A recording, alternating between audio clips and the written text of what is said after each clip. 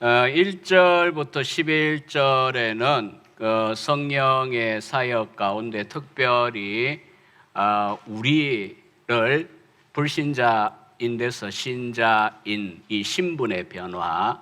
근데 단순히 법적인 어떤 신분만의 문제는 아닙니다. 죄인이다가 그리스도 안에서 의인이 되고 이거 이전에 이미 죽은 시체를 가지고 장식을 해봐야 의미가 없잖아요.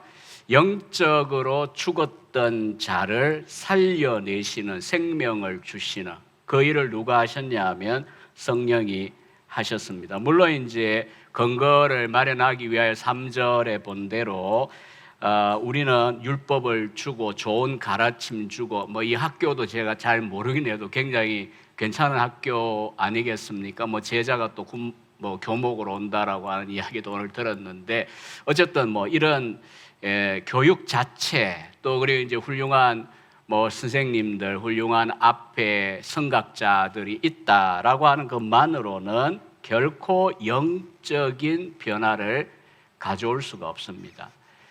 왜냐하면 죽은 사람이기 때문입니다. 마치 이제 비유하면 이런 거입니다. 아이가 이제 시각 장애인으로 태어났는데 어머니가 정말 그 장애 요소를 숨기면서 상처받지 않게 하려고 고이 길렀어요. 그래서 이제 원래 5감각기관 중에 하나가 모자란 거니까 원래 그런가 보다 하고 애가 자랐어요. 근데 얘가 나이가 조금 들어가지고 갑자기 자기에게 문제가 있다는 걸 깨닫는 순간이 옵니다. 뭐냐 하면 갑자기 귀에 소리가 들려옵니다. 야, 비켜라, 공 날아간다, 이런 거예요. 공이 날아와? 비켜? 이게 무슨 말인지 자기에게 문제가 있다라고 하는 것을 비로소 그 순간에 각성을 하고 자기가 시각 장애인이다라고 하는 걸 맹인이다고 하는 것을 알게 된 것입니다. 사실 어제도 얼핏 언급했지만은 우리가 불신앙자로 살아갈 때 끔찍스러운 실제 현실은 우리가 아담 안에서 다 죄인이 되었는데, 로마서 5장 12에서 21절에 있는 말씀대로 문제는 이제 온갖 죄와 타락의 결과, 불행과 비참을 우리가 겪고 있고, 그러니까 행복이 왜 거룩의 부수적 열매, 바이 프로덕트냐? 결국 불행의 뿌리가 결국은 하나님과의 관계에 문제가 생기고 영적으로 죽었고, 이 더듬이가 마치 없어진 그런, 더듬이 없으면 방향감각 없어지는 그런 곤충류 있잖아요. 약간 비유적이게 우리를 곤충에 비유하고 그런 건 아니고 영적인 더듬이가 없는 거예요, 우리들에게. 그러다 보니까 결국은 이제 불행할 수밖에 없고요. 온갖 이제 비참을 겪는데 사람 따라 또 조금 이제 농도가 달라요. 어떤 사람은 지독하게 불행과 비참을 겪으면서 살고, 어떤 사람은 일반 은혜에 누리면서 이 정도면 세상 살만하지 않냐. 어떤 분들은 새벽 기도라는 건 뭔지도 모르면서 새벽에 일어나 골프 치러 다니고 이런 거 좋아하고 하는데, 기독교인들이 지옥 이야기하면, 그래? 지옥에도 골프장이 있고 카바레가 있고 클럽이 있고 또 그리고 이제 우리가 함께 갈 수 있는 곳이라면, 우리끼리라면 갈만하다. 우리 한국 사람들이 의식 속에는 그런 동호회 의식이 강하거든요. 지옥도 우리끼리 가면 갈만하다. 그렇지가 않습니다. 문제는 지옥은 지옥 이야기는 지금 할 건 아니고요. 좌우지간 우리가 온갖 불행과 비참을 누리는 이유가 죄 때문인데, 문제는 내가 눈이 이 시각이 없다라고 하는 걸 알지 못하던 그 아이와 같이 자기의 영적인 실상을 알지 못한다라고 하는 것까지 불신자의 조건입니다. 이 무지함이에요. 사람이 뭔가 알아야 난 왜 이런가, 이래야 뭔가 변화의 가능성이 있는데, 자기가 문제가 무엇인지를 볼 수 없는 영적 맹인이 되어 있습니다. 영적 감각이 없습니다. 그렇다고 해서 사람이 아니냐? 사람은 맞습니다. 지성도 있고 감성도 있고 의지도 있어요. 선도 행하려고 하고요. 그럼에도 불구하고 어제 우리가 이제 5절 이하에서 9절, 8절까지 본 대로 육신에 속한 자, 불신자를 말해요. 타락한 본성을 따라가는 사람들은 어떻습니까? 영의 일을 생각할 줄 몰라요. 육신의 일을 생각합니다. 온통 이 세상에 속한 것들, 우리가 하나님 안에서 누리는 어떤 물질적인 것, 이런 조건의 문제 자체를 말한다기보다는요, 오직 하나님 없는, 하나님이 지으신 세상에서 하나님 없이 하나님이 지으신 좋은 것들을 누리려고 하는, 거기에 대하여 무한한 욕망에 질주를 하는, 뭐 이웃 동네였나요? 저는 뭐 이 지역을 잘 모릅니다. 고길이 이름만 많이 듣고 좋다 하는데 뭐 이 계곡에 뭐 길이 얼마나 복잡하다는 얘기만 들어가 제가 올 엄두도 못 내었는데, 어쨌든 뭐 대장동 사건, 그게 뭔지 모르겠지만 신문에 인터넷에 한참 시끄러운데 그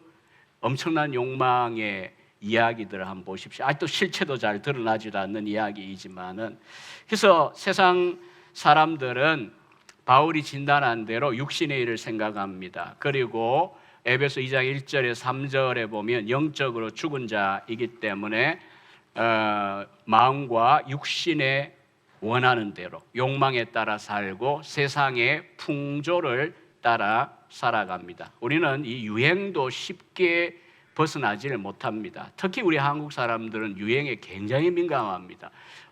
옷 입는 건 물론이고요, 이 헤어스타일도 당시의 유행을 참 쉽게 뛰어넘지 못합니다. 제가 뭐 오래전 이야기긴 하지만 4반세기 전에 유럽에 유학을 갔다가 이제 IMF 때 돌아왔는데, 딱 이제 공항에 서 보니까 이 유럽에서 아무 느낌 없이 자유롭게 활보하고 다녔는데 그 옷을 입고, 딱 김포공항이었어요. 당시에 영종도 없을 때고요.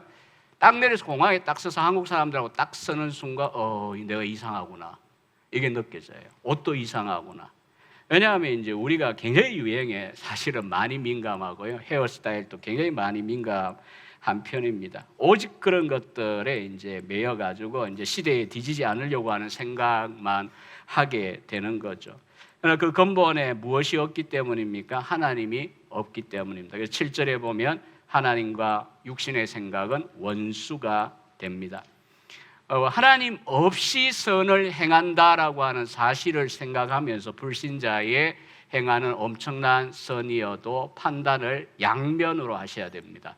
분명히 들여다보시면 하나님이 없잖아요. 하나님의 영광을 위해, 하나님을 기쁘시게 하기 위해 이런 생각이 없잖아요. 그런데 이제 그 선을 행하는 게 어떻게 가능하냐 할 때, 그걸 보고 이제 우리 개혁주의는 성경에 의지하여 일반 은총, 일반 은혜라고 하는 표현을 사용합니다. 시민적 선을 행할 수 있습니다. 그럼에도 불구하고 하나님이 보실 때는 죽은 행위입니다. 우리끼리는 박수를 쳐줘야 되고 상도 줘야 되는 행위이지만, 또 어떤 면에서 형식적으로 우리가 정말 우리 자신을 반성해야 되죠. 불신자도 영적 생명이 없고 하나님의 생명이 없는데도 저렇게 사는데 나는 왜 이렇게 신자인데도 이렇게 사냐, 이렇게 반성은 해야 됩니다. 그럼에도 불구하고 그러면서도 냉정하게 또 평가해야 되는 것은 하나님을 기쁘시게 할 수 없다라고 하는 것입니다. 우리 유럽개혁교회는, 우리 장로교회는 1647년 웨스민스터 신앙 고백하고 대소교리 문답을 표준 신앙 문서로 받아들이고 있습니다. 이제 동일하게 유럽의 개혁교회는, 특히 네덜란드 개혁교회는 다른 세 가지를 이제 받아들여요. 벨직 신앙 고백 1561년, 그다음 하이델베르크 또 신앙 고백 교리 문답이죠. 1563년. 그리고 이제 칼빈주의 5대 강령, 튤립, 이렇게 약자로 표기하는 뭐 전적 타락부터 도로트 신경이라는 것은 1619년에 결정이 되었죠. 이 3대 문서를 유럽개혁교회는 신앙 생활할 때 또 신학할 때 표준으로 받아들이고 있습니다. 그래서 그 하이델베르그 교리 문답의 91문답에 보면 선행이 무엇이냐, 영어의 good work이겠죠. good work. 이 선행이 무엇입니까? 이렇게 질문을 하고 난 다음에 세 가지 기준점을 답을 줬어요. 그래서 오늘 이제 왜 죽은 행위이고 우리가 아이들이 그저 뭐 이렇게 손에 침 묻은 사탕 하나 들고 꼬맹이, 아주 꼬맹이, 이제 꼬맹이 경우에 그렇게 좀 말도 잘 못하는 애가 들고 아빠 먹어, 엄마 먹어, 할아버지 할머니 먹어 하고 이렇게 내밀 때 객관적으로 더러워요. 그거 그런데도 불구하고 우리는 그 아이의 그 조그만한 것 가지고도 마음이 기쁘잖아요. 작은 행위인데 장난 같은데도 불구하고 우리는 그걸로 인하여 기뻐해요. 인간 삶 속에서. 하나님도 마찬가지거든요.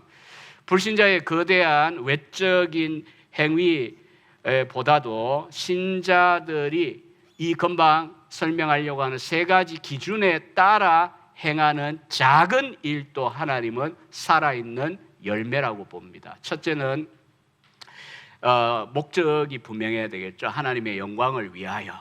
하나님의 영광을 위하여. 여기 이제 바울의 요 용어로 하면 하나님을 기쁘시게 하려고 하는 그 마음. 부부가 사랑을 하고 연애할 때면 더 그렇지만은 이 상대를 기쁘게 하려고 하는 마음에서 이것도 하고 저것도 하고 그러잖아요. 물론 저는 만 30년을 얼마 전에 지내고 선물도 하고 또 이러면서 때로는 또 어디가 제가 이 나이 이렇게 먹고 신학 교수면 목사인데 어디가 화를 내겠어요. 그러니까 집에 가서 이제 때때로 가끔씩 불평을 하고 원망을 하고 막 뭐라 그러고 잔소리하고 이러니까 당신을 보니 성화가 없다 이런 말도 듣고 사는 거고 그러나 그렇다고 해서 제가 늘 그렇게 사는 건 아닙니다.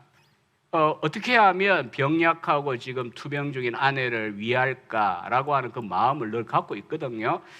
그러니까 이런 마음 우리끼리도 그런데 하나님을 향하여 신자라면 살아난 생명을 가진 신자라고 한다면 하나님이 기뻐하는 것이 무엇일까? 그게 세상의 기준에서 상 주고 안 주고 문제도 아니고요. 신문에 대서특필되고 이런 것도 관계없어요. 그냥 하나님께서 기뻐하실 일이 무엇일까 찾아보면요. 뜻밖의 크지 않아요. 우리에게 없는 걸 요구하지 않습니다. 우리 못하는 걸 요구하지 않습니다. 그게 하나님께서 어쩌면 때로는 과도한 우리에 대한 대리만족을 하려고 하는 세상의 육신의 부모보다도 훨씬 더 하나님이 현실적으로 우리에게 기대하시는 거거든요. 하나님을 기쁘시게 하려는 마음, 이게 있는 게 선행이에요. 두 번째는 진정한 믿음, 참된 믿음에 근거하여 이 일을 행하는가, 이걸 물어보셔야 돼요. 또 마지막 세 번째는 하나님의 율법이라고 표현을 했는데 다르게 이야기하면 무엇이냐 하면 말씀의 기준에 맞는가입니다. 여러분 이제 제가 항상 이제 강사로 오게 되고 밥을 먹게 되면 반드시 제가 빠지지 않고 준비하시는 분에게 이야기해요. 저는 이 대단한 거 안 먹어도 되는데 간단하게 먹으면 되는데 제가 바다 해물 전혀 못 먹습니다. 김 외에는 제가 거의 한두 가지 외에는 못 먹어요. 어릴 때 꼴짝이 자라고 또 생선 가지고 60년대 말에 힘든 시절에 어른상에 올라가고 먹다가 혼나고 난 다음부터 그때부터는 아주 초지일관하에 제가 안 먹는 사람이 되어버렸는데 그 이야기 해야 될 거 아니에요. 보통은 이제 규모 있는 교회 가면 회도 대접하고 싶어하고 아니면 무슨 해물탕도 주고 싶어하고 이렇게 하는데 근데 이제 이야기도 안 하고 갔다가 그런 이제 식탁에 딱 앉아가지고 다금바리 회 엄청나게 비싸다며 저는 뭔지도 몰라요. 다금바리 회가 앞에 굉장히 한 점에 10,000원짜리입니다. 보고 막 기쁘고 이럴까요? 굉장히 난처해요. 그럼 찌그다시나 먹고 말아야 돼. 찌그다시 뭔지 알아요, 제가. 그러니까 대접도 그렇잖아요. 상대를 진짜 대접하고 싶으면 부모님에 대한 거든 아니면 교회 교역자를 때로 대접하고 싶든 어떤 다른 분을 대접하고 싶든 기준은 내 기준이 아니에요. 그 사람에게 무엇이 필요한지 그 사람이 받았을 때에 기뻐할 수 있는 게 무언가를 생각하셔야 됩니다. 옛날에 어떤 분이 영락교회 옛날 이야기입니다. 이 한경희 목사님 다음 세대 이야기긴 해도 교구 목사님이 왔는데 1절 사실은 이게 목회자의 덕목이라는 거 저처럼 이렇게 못 먹는 게 많으면 안 되거든요. 그래서 장로님들도 사실 싫어해서 회도 안 먹죠. 이상한 것도 안 먹죠. 막 이러니까. 근데 하여튼 그분이 그렇게 전혀 자기 내색을 안 했는데 신방을 하면 옛날 분들 80년대 90년대까지만 해도 밥을 해주잖아요. 밥때가 되면 교구에서.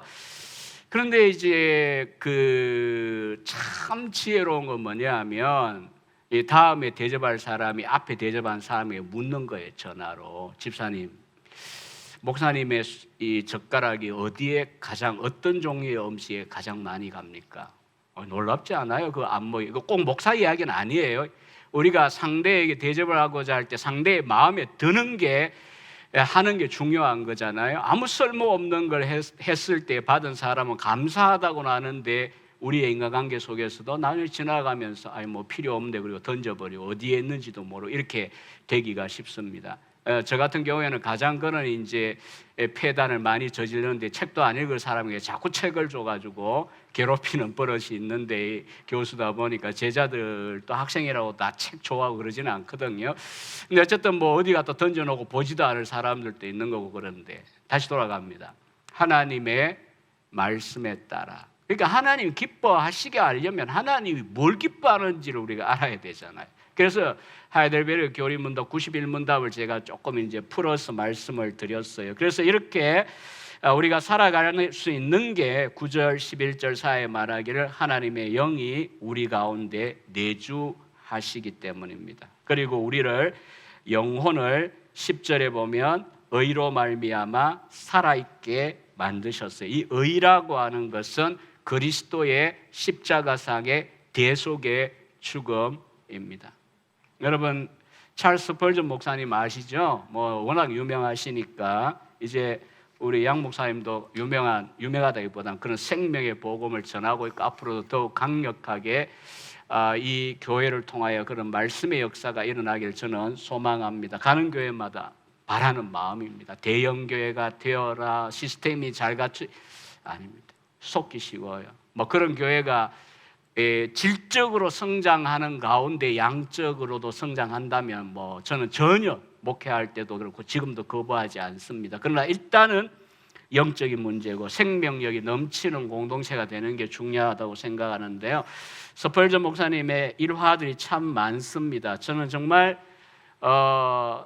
설교자로서 가끔 생각하면 정말 부끄럽게 만드는 설교자 중에 하나 이 스펄전입니다. 19세기 후반에 런던에 이 마이크 없던 시절에 수천 명이 설교하던 그런 이제 시절의 목회자인데 하루는 이제 서재에 앉아가지고 이제 사모님 수잔나 사모님 들어가니까 울고 있더래요.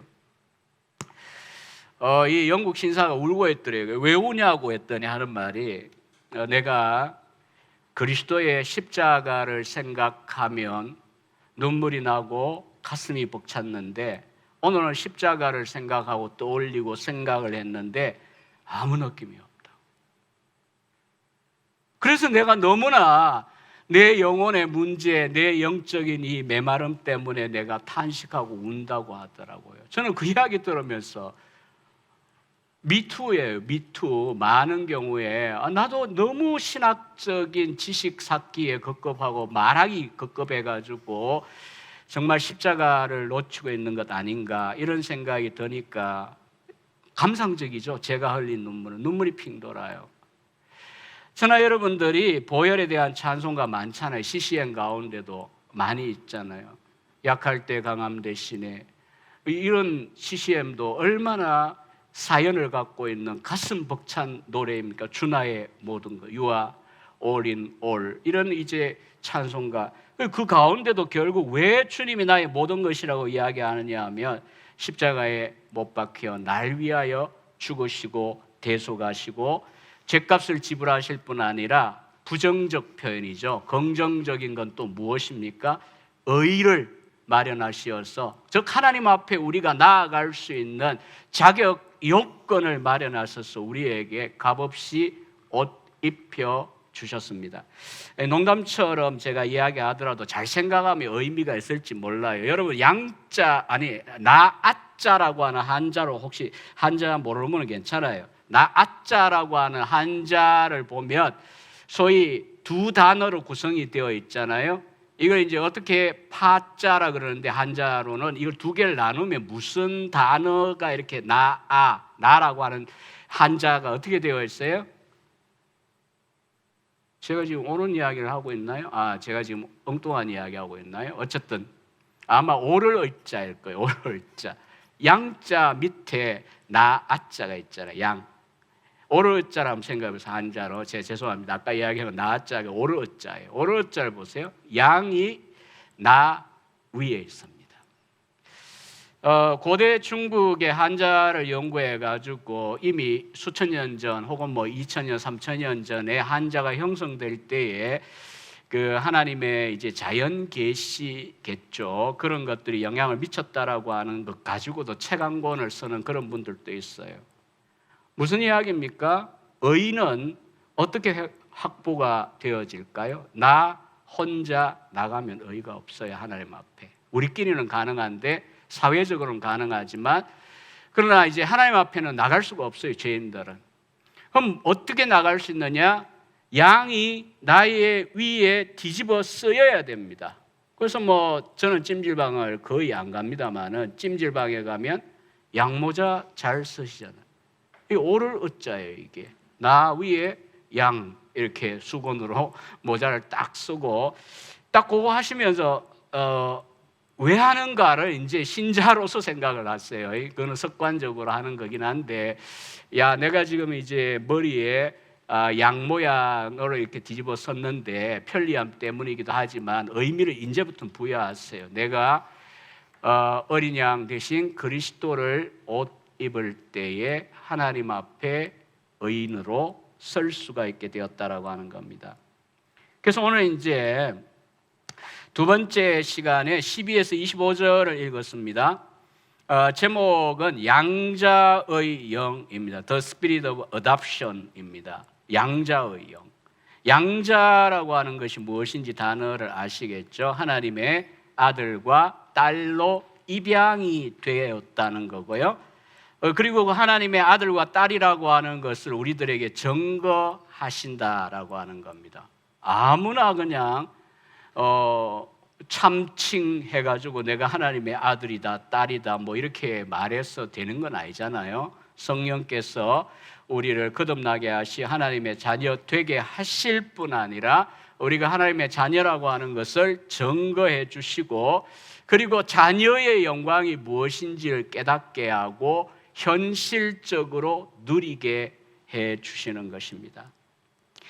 여러분 뭐 저보다 더 훌륭하고 또 더 산전수전 겪은 분들이 참 주변에 많습니다만은 저도 뭐 어린 시절 이야기 어제 조금 했습니다만은 그 10대의 나이에 그렇게 영적으로 참 찾고 헤매고 갈망하면서 이미 그 나이에 다양한 극단적인 흐름들, 종말론 같으면 세대주의 종말론, 뭐 다미 승계 이런 것도 주변에 있는 것이 보였고 또 영적으로는 막 그냥 뭐 불 받아라 그러고 집회하면 성령 세례 받을래 이러고 아직도 살아있어요. 그분은 지금 아니 자기가 뭔데 성령 세례를 받을래 그래요. 교인들 보고 성령 세례를 뭐 자기 호주머니에 있는 사탕 나눠주는 겁니까? 뭐 불 받아라 이러면 막 불이 막 옵니까? 심지어 어떤 사람은 막 사기도 치고 이렇게 하는데 하여튼 그런저런 다양한 성령 운동이라고 하는데 레위기 11장에 있는 대로 다른 불을 들이다가 죽임당한 나답과 아비우와 같이 다른 불을 추구하는 이들이 우리 주변에 참 많더라고요. 그래서 이제 감사하게도 하나님께서 말씀 안에서 그 여러 가지 고통과 어려운 상황들을 지나가면서 우리 성경을 읽게 하고 또 그리고 개혁신학을 일찍이 공부를 하면서 우리 개혁교회가 말하는 혹은 성경적으로 말하는 성령의 역사가 무엇이냐, 성령은 누구시냐 알게 되니까요 정말 눈도 떠여지고 영적으로 계몽 그리고 이제 마음에 평화가 와요. 자유로워져요. 해방감을 줘요. 왜냐하면 어제 이제 우리 목사님이 언급한 성령, 왜 그분만 성령입니까? 아버지도 거룩한 영이고 아들도 거룩한 영이에요. 근데 굳이 왜 세 번째 위격인 분을 보고 Holy Spirit, 거룩한 영이라고 하느냐? 딴 분은 아니었어가 아니고요. 성령이 이 땅 위에 오셔서 우리 가운데 행하시는 사역의 핵심, 본질이 무엇이냐? 그게 바로 거룩하게 하시는 데 있습니다. 그러나 이 거룩이라고 하면 또 이제 너무 이제 뭐 우리가 전형적으로 생각하는 외형적인 모습들이 있죠. 아닙니다. 그것도 속는 겁니다, 사실은. 우리가 어떤 알렐루야 이런 목소리 내고 부흥사들 같이 이게 아니에요. 뭐 성경책도 꼭 또 이렇게 걸을 때 심장 가까이 이래 들고 촥촥 이렇게 걷는 분도 있고 막 그래요. 하여간 거룩한 것처럼 보이게 하는 여러 가지 형태들이 있잖아요. 그런 자체가 아니에요.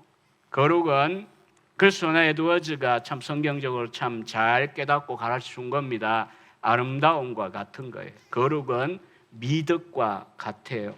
그래서 결국 타락 때문에 인간이 하나님과의 관계 단절이고요. 우리가 지성과 감성과 의지를 가진 전인이었는데 이것이 균형이 깨져버려서 다 망가지든지 어떤 사람은 지성만 추구하든지 어떤 사람은 경험, 감정적인 경험과 체험, 우리 젊은 세대들 가운데 찬양 집회에서 광란의 어떤 집회들만 좋아하고 따라가고 그냥 마약처럼 그렇게 취하는 이 교회 그렇다는 게 아니라 그런 그룹들이 있어요.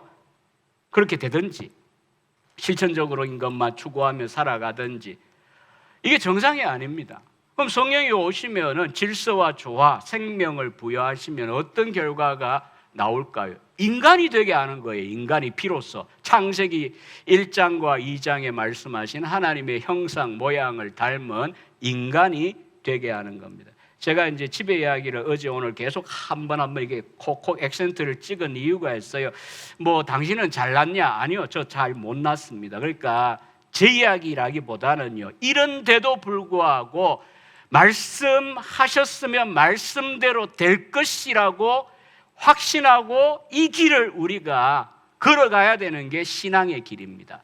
세상도 우리 보고 욕을 기독교 보고 욕을 많이 하잖아요. 하지만 사실 우리 안에서도 그렇잖아요. 왜 성화가 이렇게 부진하냐, 거룩하지 못하냐, 왜 그리스도인답지 못하냐, 열매가 없냐, 무실이냐, 이런 이제 자각과 또 스스로 심한 사람이면 자격지심에다가 또 자기 학대하는 마음도 막 느껴져요. 내가 이렇게 살아가 뭐하냐. 초기 때는 잘 몰라요. 신앙이 10년, 20년, 30년이 지나가는데도 불구하고 나는 왜 변하지 않는가.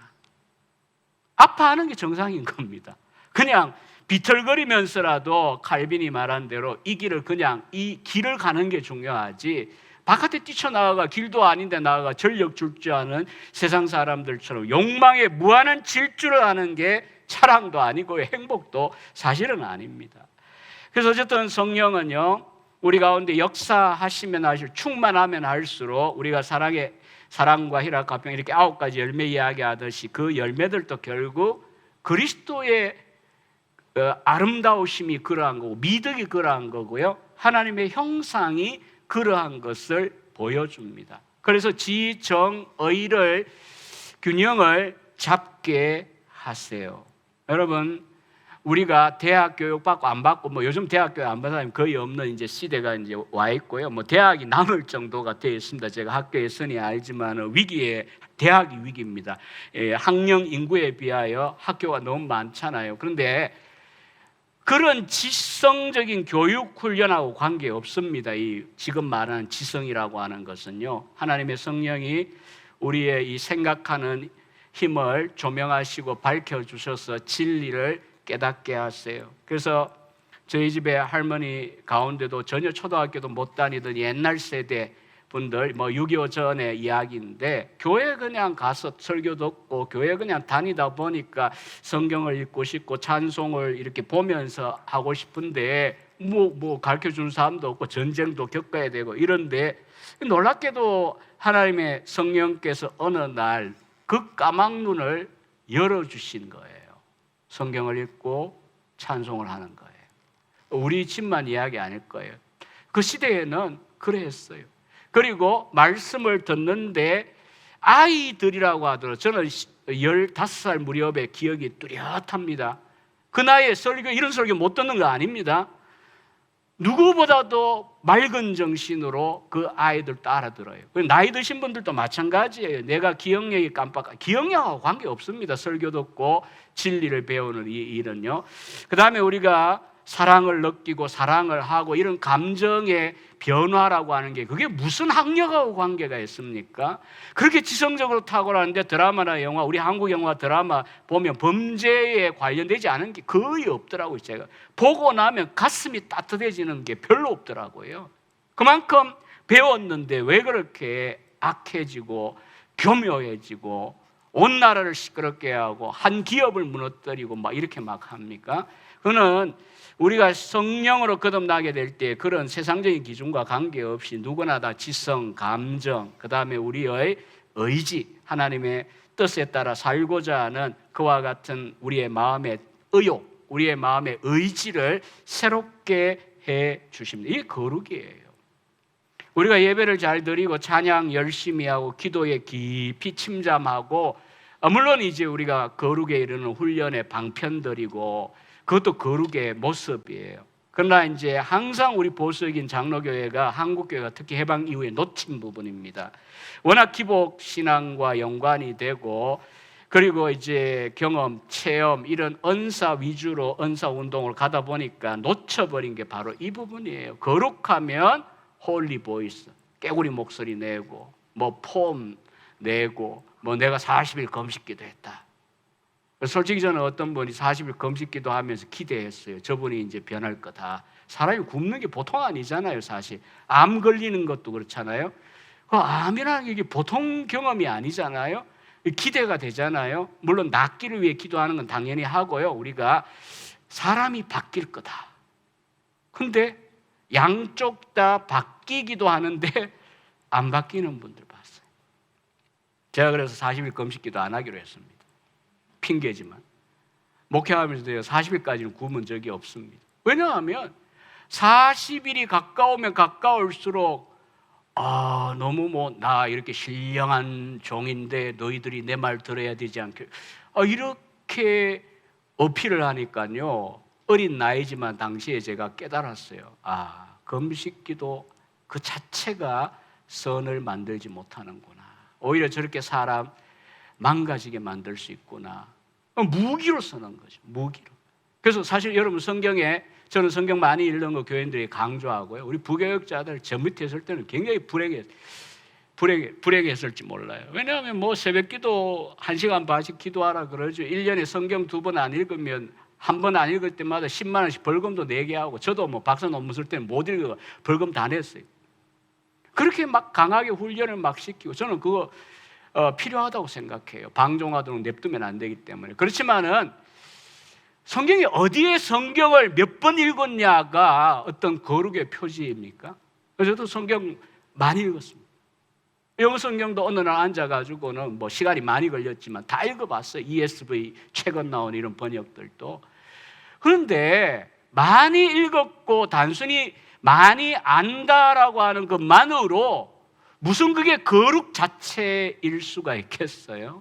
결국은 우리의 전인을 바꾸는 것이 거룩이에요. 그래서 사실은 거룩은 알고 보면 에드워즈 목사의 말씀대로 지루하고 이런 게 아니고요, 굉장히 유쾌하고 즐겁고 그리고 아름답고 감미로운 덕목입니다. 그 일을 하기 위하여 성령이 이 땅 위에 오셨어요. 그래서 이 강한 이제 액센트, 강조점을 염두에 두고 오늘 이제 본문의 내용을 제가 추려 보겠습니다. 첫 번째는 하나님의 자녀라고 하는 말씀이요, 8장 14, 15, 16, 17 넉 절에서 계속해서 반복이 되고 있습니다. 하나님의 아들, 하나님의 자녀. 뭐 요즘 이제 현대는 좀 보편적인 용어로 번역을 해야 되겠죠. 이해도 그렇게 하고요. 하나님의 아들과 딸. 그리고 이제 우리가 하나님의 상속자라고 하는 표현을 씁니다. 15절에 보면 우리에게 대하여 말하기를 종의 영 대신에 양자의 영을 받았다라고 이야기를 하고 있습니다. 종의 영. 여러분, 불신자들 보고 당신은 종입니다, 노예입니다 이렇게 이야기하면 굉장히 기분 나빠하겠죠. 심지어 신자라도 신앙이 제대로 안 들어가면 바울처럼 로마서 1장 1절에 그렇게 되어 있잖아요. 나는 그리스도의 노예다, Slave of Christ, 그리스도의 노예다 이렇게 표현을 하는 것에 대해 신자도 기분 나빠할 수 있어요. 그런데 불신자는 당연히 당신에게 종의 영이 있다 이렇게 이야기하면 다 기분 나빠합니다. 그러나 이건 영적인 진단입니다. 복음에 의하여 자유롭게 되기 전에 불신자를 주관하는 정신은요, 마음의 기질은 두려움과 불안에 의하여 지배되는 마음입니다. 종의 영, 두려움의 영입니다. 이미 창세기 3장에 타락하고 난 다음에 아담과 하와가 수치심이 생기고 하나님을 두려워하여 무화과 나무 뒤로 숨는 이 장면을 생각해 보십시오. 4장에 나오는 가인의 경우에도 범죄하고 당연히 동생 때려 죽였으니까 당연히 그래야 되겠죠. 막 누가 나를 만나면 죽이지 않을까, 보복하지 않을까 이렇게 두려워하고 있는 이런 모습을 보여줍니다. 결국 이제 죄인들의 마음을 지배하는 것은 영어를 제가 썼지만 fearful입니다. 두려움이 가득합니다. 불안증이 가득합니다. 그리고 이제 곁들여 염려가 충만합니다. careful, 문자를 풀면 뜻이 그렇죠. care, 염려가 가득한 인생을 살아갑니다. 예수님이 마태오 6장에 말씀하신 대로 우리가 뭔 생각하는가, 멍 때릴 때든 아니면 정상적인 생각할 때도 불신자의 사고 속에 지배적인 것은 무엇을 먹을까, 무엇을 입을까, 무엇을 그다음 뭐예요? 하여튼 간에 뭐 세 가지 이야기가 나오는데 어쨌든 간에 그런 것들에 대한 염려, 근심으로 가득한 인생입니다. 그러나 오늘 바울은 이야기합니다. 15절에 신자들에게는 양자의 영을 주셨다. 이 싱클레어 퍼거슨의 성령이라는 책을 제가 소개했습니다. 조금 이제 그래도 조금 어려운, 많이는 아니고요. 어려운 책 읽을 수 있는 정도면은 이 책도 상당히 흥미롭습니다. IBP에서 나온 책인데 퍼거슨은 그런 이야기를 합니다. 신약에서 성령에 대하여 수식하고 있는 많은 그런 이제 표현들이 있는데 그 중에 제일 가는 명칭이 뭐냐? 성령에 대한 명칭. 이번에 이제 제가 이제 인도하는 세미나 내지는 사경회라고 해야 될지 로마서 8장 어쨌든 그 주제가 그렇잖아요. 우리의 영원하신 도우미 보혜사 성령. 보혜사라고 하는 포인트를 내일 제가 강조를 할 건데요. 그러나 이제 다양한 그런 성령의 명칭 가운데 양자의 영이라고 하는 거 칼빈의 말을 인용한 건데 성령에 대하여 제일 가는 명칭이다. 양자의 영입니다.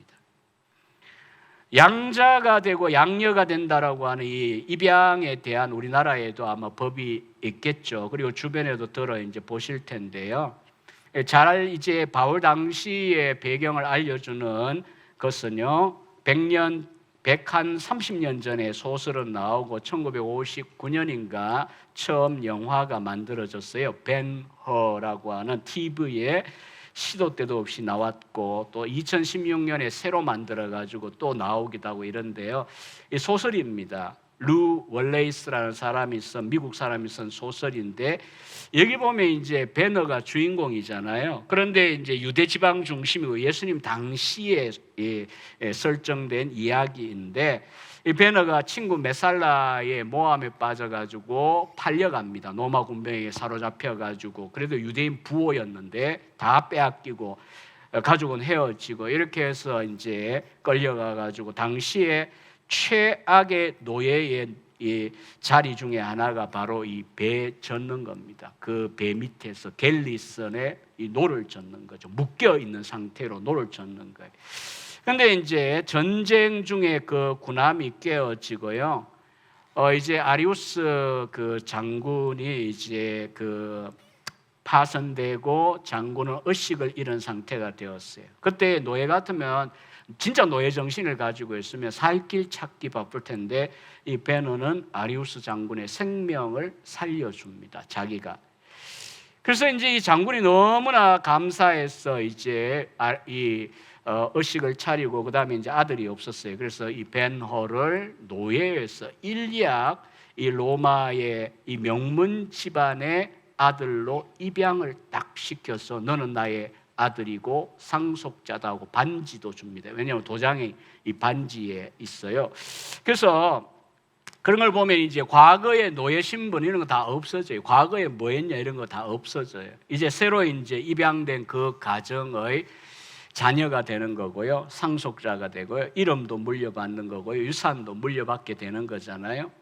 왜 바울은 양자의 영이라는 표현을 썼을까요? 하나님의 아들, 유일무이한 원래 아드님은 한 분뿐이기 때문입니다. 예수 그리스도 외에 독생자 외에 영원하신 하나님의 영원하신 아들은 아무도 없어요. 한 분밖에 없어요. 그런데 이제 우리들이 하나님의 자녀가 되도록 길을 여실 때의 방법은 딴 길이 없습니다. 자녀가 아닌데 자녀로 입양시켜 주는 것밖에 안 되는 겁니다. 그래서 어거스틴은 이런 유명한 표현을 썼어요. 하나님의 아들이 왜 인간의 아들이 되셨는가? 마리아의 아들로 오셨잖아요. 왜 그러셨을까요? 이것은 결국 인간의 아들, 딸들인 우리들을 하나님의 아들, 딸들이 되게 하기 위해서이다 라고 하는 뻔한 것 같지만 잘 한번 생각해 보십시오. 우리가 교회에 이제 처음 올 때는요, 이방인 정신으로 보네프도 그런 이야기 시로 썼지만은 누구나 다 원하는 그것을 얻기 위해 교회를 문턱을 중간에 밟은 분들이 많아요. 그거 탓할 수는 없어요. 예컨대 이제 중병에 들었는데 예수가 고쳐준다더라. 교회에 올 수도 있고요. 너무 지질이 가난하고 갈 데가 없어 교회에 올 수도 있어요. 경제적인 어려움을 해결하기 위하여. 아니면 너무 인간적으로 외로워가지고 나이 드신 분도 외롭지만 우리 10대 아이들도 그렇잖아요. 중고등부 때 전도하면 항상 묻는 거잖아요. 너희 부서에 예쁜 여자 있냐? 이런 식으로 왔던 분 혹시 있을 거예요. 여러분 가운데도. 그래 오는 건 뭐 어땠어요? 술에 취해가 오기도 하고 그러다가 이제 어떻게 되어집니까? 결국은 이제 그렇게 낚여가 왔는데 이유는 각양각색 세상의 이유와 다르지 않는데도 결국 때가 되었을 때에 우리를 하나님의 자녀, 하나님의 아들과 딸들로 불러주셨다는 것을 깨닫게 되는 때가 오잖아요. 우리 원하는 거하고 하나님이 본래 주시고자 하시는 복의 차이입니다. 하나님의 아들은 우리를 하나님의 자녀가 되게 하기 위하여 이 땅 위에 오셨습니다. 그게 그냥 되는 게 아닙니다. 그래서 요한복음 20장 17절에 보면 예수님이 부활하시고 난 다음에 막달라 마리아에게 딱 그러잖아요. 마리아가 너무 반가워가 이렇게 붙잡고 있으니까 만지지 마라. 날 붙잡고 늘어지지 말라는 거죠. 그리고 이제 하는 말이 이거였잖아요. 나의 아버지, 너희들의 아버지. 나의 하나님, 너희들의 하나님께로 내가 이제 올라간다, 성천한다 라고 전해라. 이렇게 이야기합니다. 여러분 그 이야기가 무슨 이야기입니까? 내가 왜 죽은지 아냐? 내가 왜 이 땅에 온지 아냐? 내가 왜 죽은지 아냐? 너희들을 위한 건데 너희들을 무엇하게 하기 위한 거냐? 내 아빠가 너희들의 아빠라고 불리울 수 있는 그와 같은 자격 요건을 마련하기 위하여 내가 그 대가를 십자가에서 지불한 거다. 그러니까 우리가 아마 이제 어제도 오늘도 내일도 뻔한 이야기일 겁니다. 오래 교회 생활을 하셨다면. 저도 한 56년을 교회 다녔기 때문에 뭐가 뻔한지 저는 압니다. 그럼에도 불구하고 중요한 건 우리가 이것이 우리의 머리와 가슴을 파고 들어와서 누려지고 있느냐를 확인하는 게 굉장히 중요한 거거든요.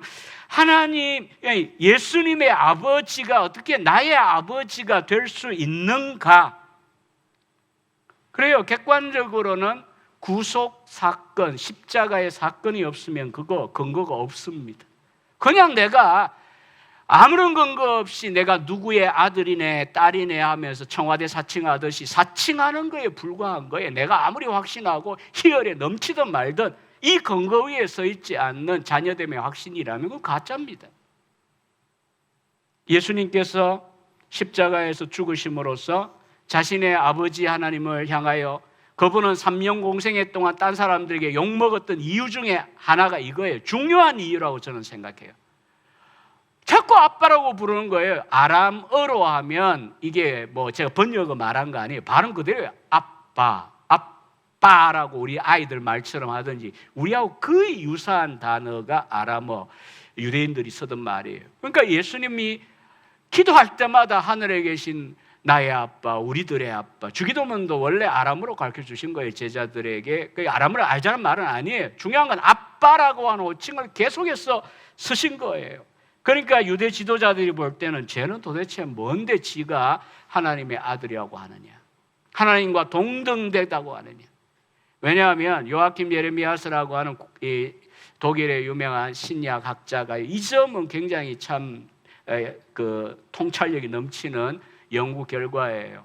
구약 다 보고 또 그것도 원어로 다 본 거죠. 신약 학자니까. 또 예수님 당시까지의 그 말라기부터 예수님 당시까지 400년입니다. 계시가 없던 시절이에요.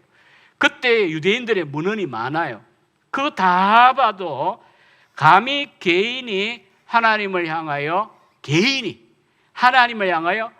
아버지 하나님, God the Father, our God, 그리고 our Father, 그러니까 내 아버지, 이렇게 기도한 사람이 아무도 없습니다.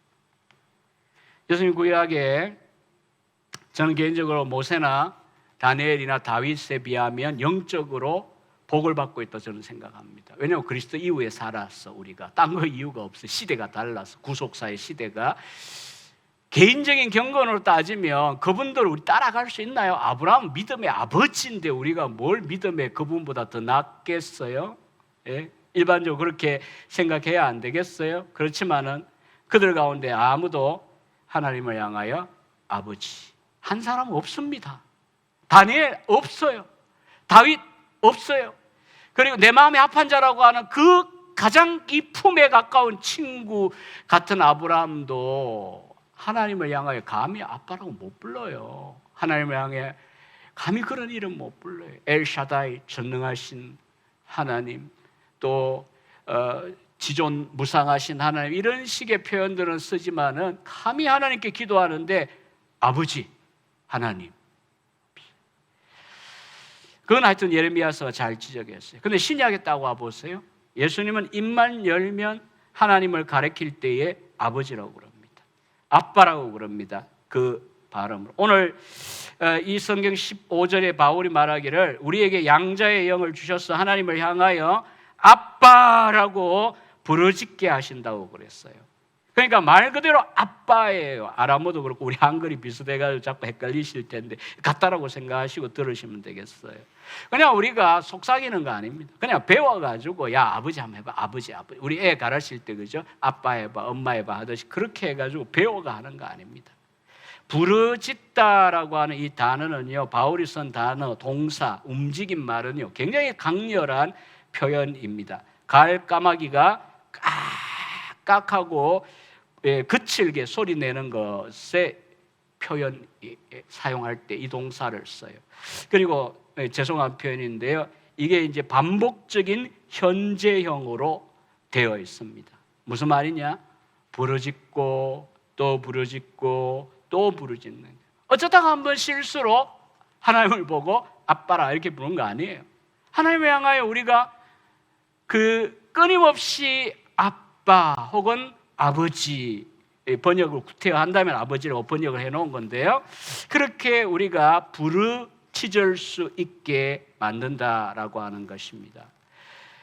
다시 퍼거슨 이야기입니다. 아빠 아버지라고 하는 이 부르짖음은 성령에 의하여 하나님의 가정의 일원이 된 저나 여러분들이 신적인 성품에 참여하게 될 때에 가장 우리의 본능에서 나오는 것처럼, 그렇잖아요.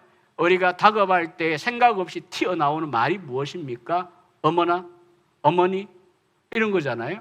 이탈리아 사람들 그거 맘마미아 그러더라고요. 맘마미아거든요. 이탈리아어는 맘마미아, 영화도 나왔지만 어쨌든 그런 것처럼 영적으로 하나님의 자녀가 되면 신자의 마음 가운데, 영혼 가운데서부터 터져 나오는 본능적인 부르짖음이 아빠예요. 아빠, 아버지.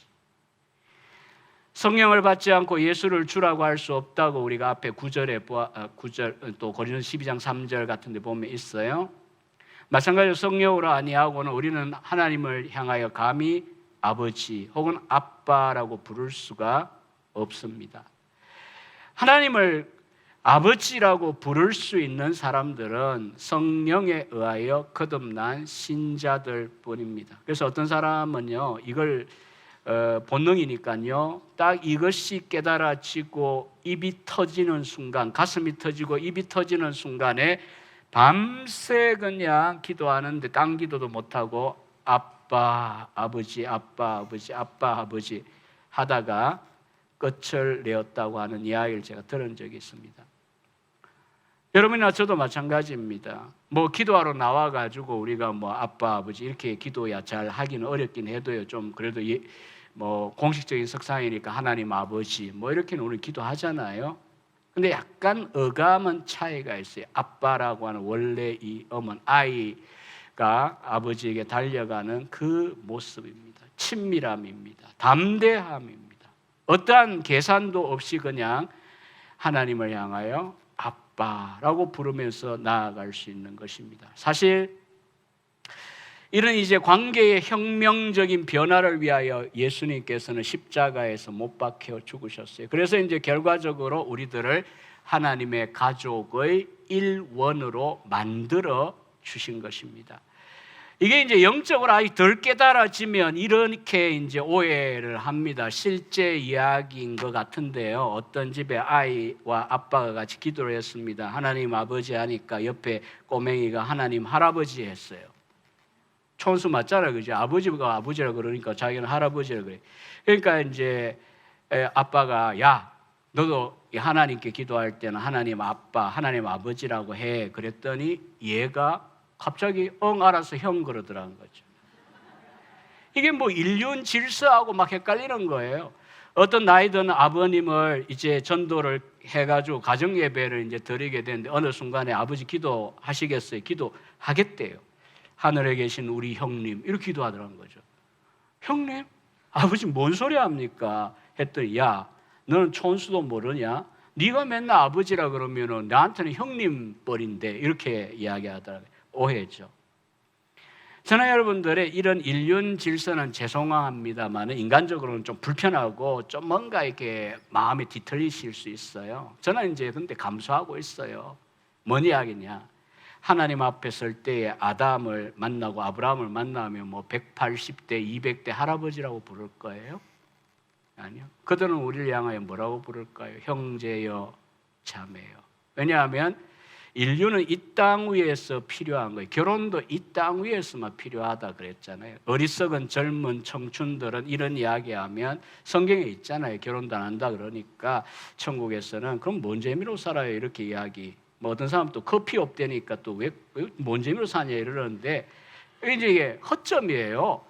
그러니까 하늘의 기쁨과 그와 같은 희락이라고 하는 게 무엇인지를 맛보지를 못하니까 결혼이 없으면 영 인생에 재미가 없는 것처럼 착각하는 거죠. 인륜 질서는 지상에 있는 동안에 작동합니다. 그럼 이제 나중에 우리가 뭐 우리 애도 이제 하나님께 기도할 때 하나님 아버지 기도하지 뭐 제가 아버지 아빠라고 그런다고 저는 할아버지라고 기도 그럼 전혀 아니거든요. 그렇게 가르치지도 않아요. 우리들은 결국 이제 모두가 다 하나님 안에 오직 그분만 아버지이고 그 다음에 예수님은 우리가 그렇게 표현을 할 수는 없지만 맏형이잖아요. 맏형.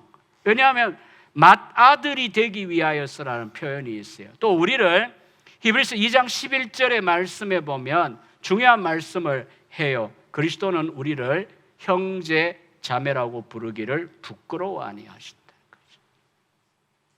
얼마 전에 어떤 이제 그런 이야기를 들었어요. 때로는 우리가 형제 자매도 살다 보면 한 번씩은 저거 내 가족이 아니었으면 좋겠다. 이 부끄러워지는 때가 있잖아요. 있다고 이야기하더라고요. 근데 그게 어디 뭐 특수한 경우겠습니까? 우리는 살다 보면 형제 자매들끼리도 부끄러워할 때가 있어요. 미워할 땐 당연히 있는 거고 시기 질투 엄청나게 많고요. 그리고 절대로 내 것까지 줘서 너 해라 이렇게 이제 잘 하지도 못해요. 나이가 어려서는 좀 하려는 건 뭐지? 나이 들면 또 더 안 되는 것 같아요. 결혼하고 나면 쉽지 않은 것 같아요. 근데 예수님께서는 저나 여러분들이 하나님의 자녀가 되고 자녀가 되게 하시고 그 다음에 우리의 형제 자매라고 부르기를 부끄러워 아니하신대요. 시기 질투를 하시지 않겠대요. 저는 어느 순간 이 말씀이 가슴에 이 마음의 비파 심금이라 그러잖아요. 심금이 짜르르 하고 울리더라고요. 때로는 내가 내 형제 자매를 부끄러워할 때도 있지만 내가 내 자신이 부끄럽고 수치스럽고 쪽팔리고 인간적인 말로 그렇기도 한데 왜 나 같은 게 무엇인데 주님께서 나를 형제라 자매라 부르기를 부끄러워 아니하실까? 게다가 오늘 17절 상반절 말씀에 한번 보세요. 우리가 하나님의 자녀가 되게 하셨어요. 하나님의 가족 일원이 되었으니까 우리들은 하나님의 자녀라고 하는 이름도 가졌고요. 이 가족 가족끼리 닮은 점, 그러니까 가족 유사성이 있어야 되겠죠. 뭐 당장은 별로 없을지 모르지만 결과적으로는 그쪽을 향해 갈 수밖에 없어요. 다르게는 성화라고 하는 거죠. 그리고 가족이니까 어느 때든지 아이가 3살, 4살이 무슨 시간과 경우를 따져가 아빠하고 다가와요. 그냥 어느 때든지. 또 뭐 엄청난 일을 가지고 다가옵니까? 30년 동안 우리 아이는 늘 저보고 아빠라고 부르고 있지만 아직 결혼을 안 해가지고도 그렇긴 해요. 아직도 아빠예요, 저는. 뭐 저는 단 한 번도 우리 아버지에게 아빠라고 불러본 적이 없어요. 옛날 세대니까. 그런데 이제 이 아이가 어느 순간 아버지라고 다가오면 정신이 바짝 듭니다. 저는 특별한 상황을 갖고 온 거거든요. 예의를 갖출 때는 거죠. 근데 사실은 이 아빠라고 이야기할 때에 어린아이가 무슨 큰 일을 갖고 와야 됩니까? 작은 일, 사소한 일, 말도 되지도 않는 이야기. 결국은 우리에게 하나님과의 그런 친밀함을 허락하셨다라고 하는 거거든요. 그래서 이러한 이제 자녀가 되고 나면 또 하나의 중요한 특징이 뭐냐 하면 상속자입니다. 여러분, 오늘 이 시대에 우리 대한민국에 살아가면서 뭐 여러분 각자의 삶은 뭐 각자가 아시는 거 저는 몰라요. 그러나 이제 일반적으로 우리가 대중화된 이 사회 현실을 보시면 정말 혼자 뭘 얼마나 열심히 해가지고 쇠가 빠지게 해가지고 뭐 저 같은 사람도 마찬가지지만 자수성가를 어떻게 해야 뭐 아파트라도 한 채 살고 뭔가 떵떵거리며 살겠어요? 많은 경우에 부도 대를 물리고 또 의사니 변호사니 법조인이 이런 것도 물려가면서 키우고 길러주고 네트워크 속에 집어넣어버리고 뭐 TV에 나오는 그런 이야기들 다 그런 이야기 아니에요. 뭐 옛날 뭐 무슨 캐서린이 무슨 이런 드라마들 보면 다 그런 거 아니에요.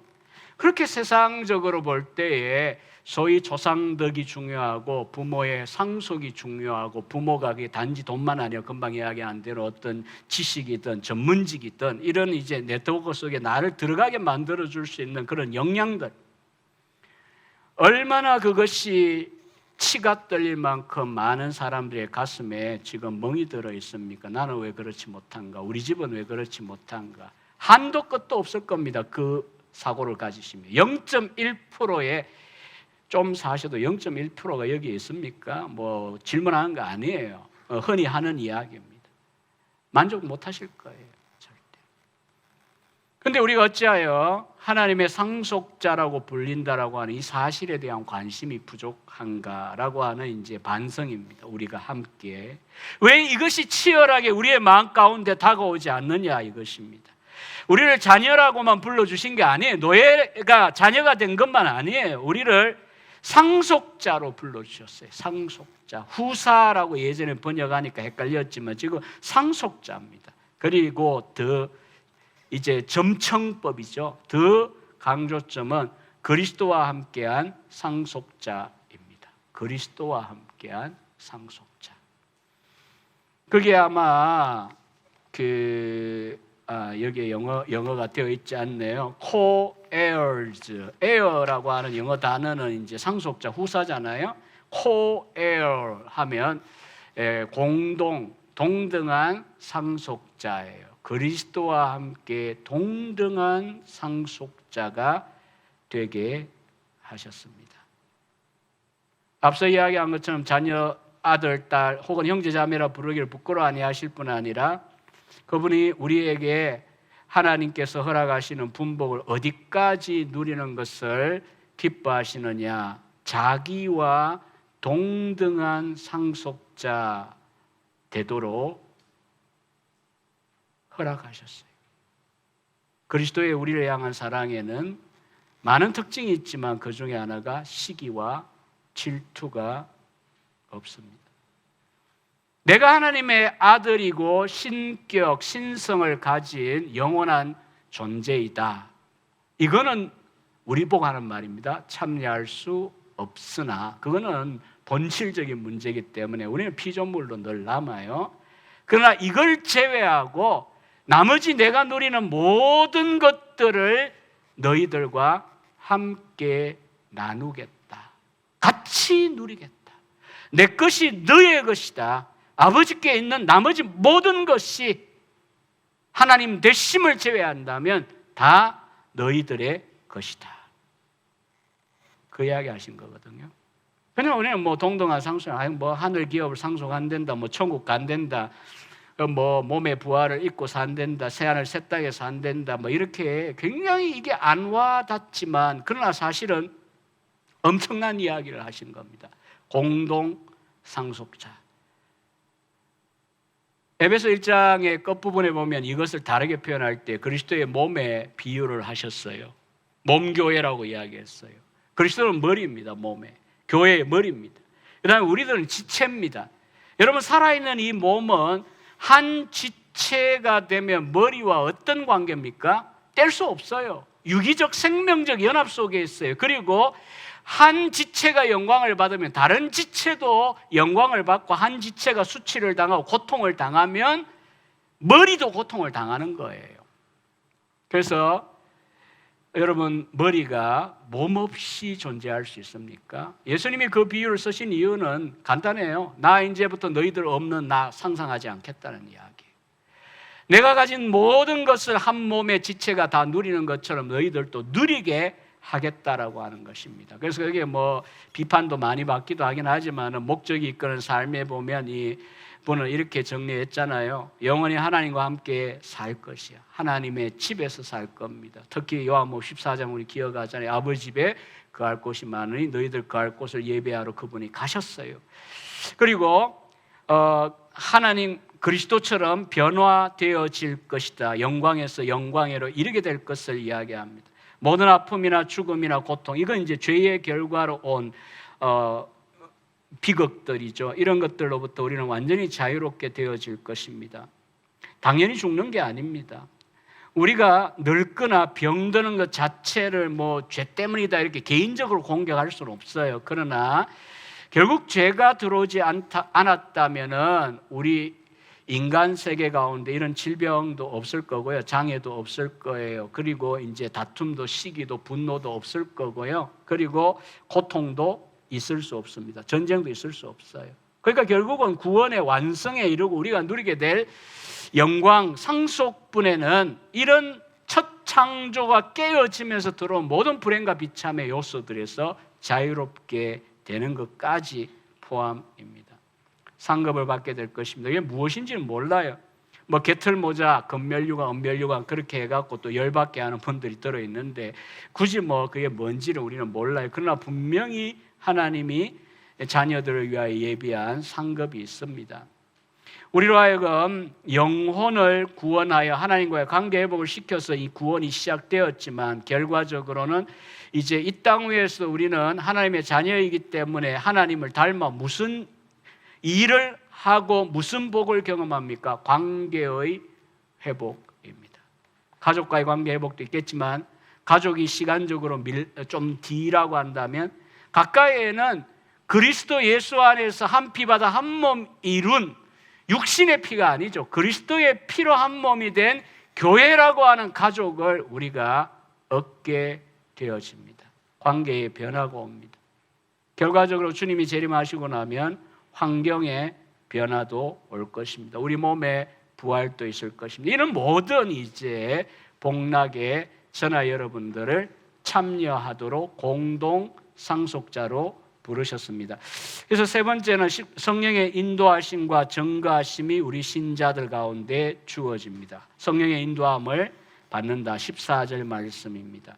이 인도함을 받는다 이런 이야기를 하면 무슨 환상을 보고 꿈을 꾸고 음성을 듣고 또 아니면 무슨 세상 사람들 한 것처럼 화투장으로 일진을 보고 무슨 타로 점치고 이런 의미가 아닙니다. 거기에 청교도 존 플레이벌이 말한 것처럼 어떤 새로운 계시를 통해서가 아니고 나의 지성, 이 이해하는 힘을 말씀에 굴복시키고 내 마음을 말씀과 비교하면서 확신하게 하는 방식으로 우리를 인도해 주십니다.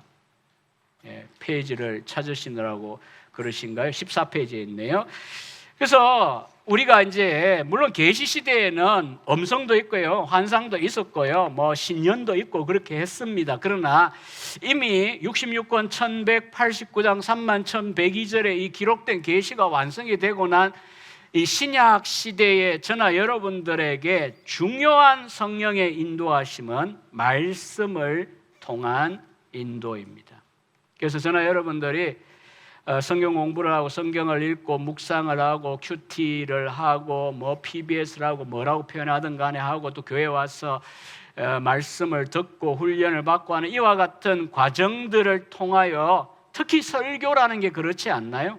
저는 여러분들 혹시라도 3일 동안에 거의 4시간 반을 저한테 하루에 1시간 반씩이니까요. 근데 4시간 반 동안 듣는 가운데 왜 저 양반은 낯선데 나보고 자꾸 저런 소리 하냐 이런 느낌이 드신다면요, 전혀 제가 여러분들의 사정을 알고 뭔만 하는가 아무것도 없습니다.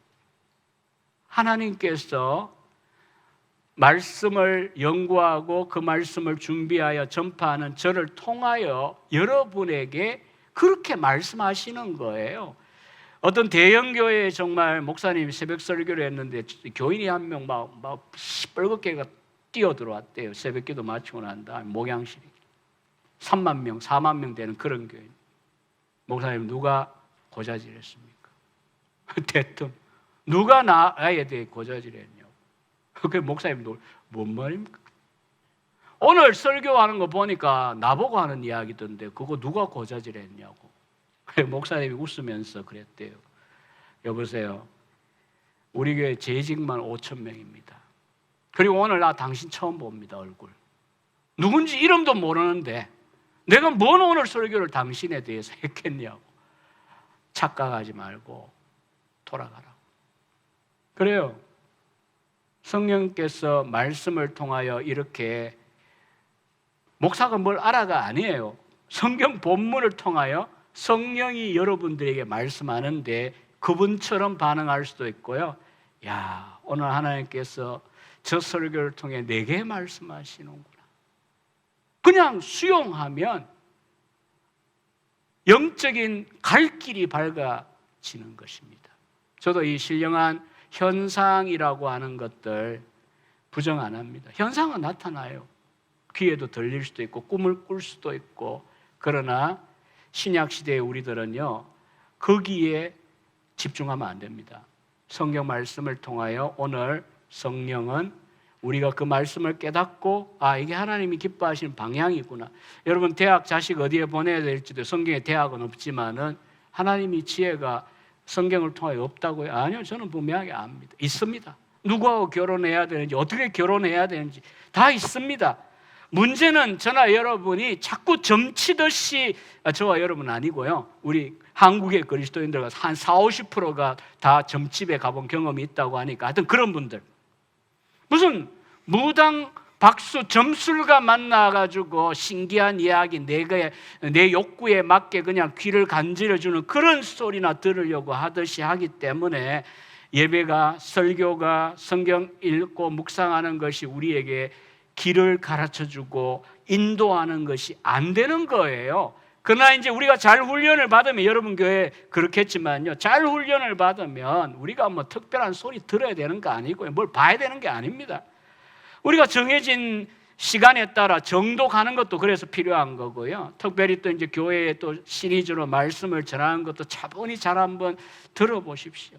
하나님께서 저렇게, 저쪽은, 저 주제는 저렇게 하나님의 뜻이구나, 이렇게 해야 되는구나, 저렇게 해야 돼, 이러면 안 되는구나, 저러면 안 되는구나 깨닫게 하시는 거예요. 그게 성령의 인도하심입니다.